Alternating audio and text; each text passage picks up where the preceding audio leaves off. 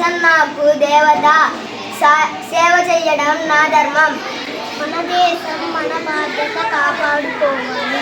సైనికుడిగా కాదు, పౌరుడిగా అయినా సేవ చేయాలి. మాతృదేశానికి సేవ మన కర్తవ్యం.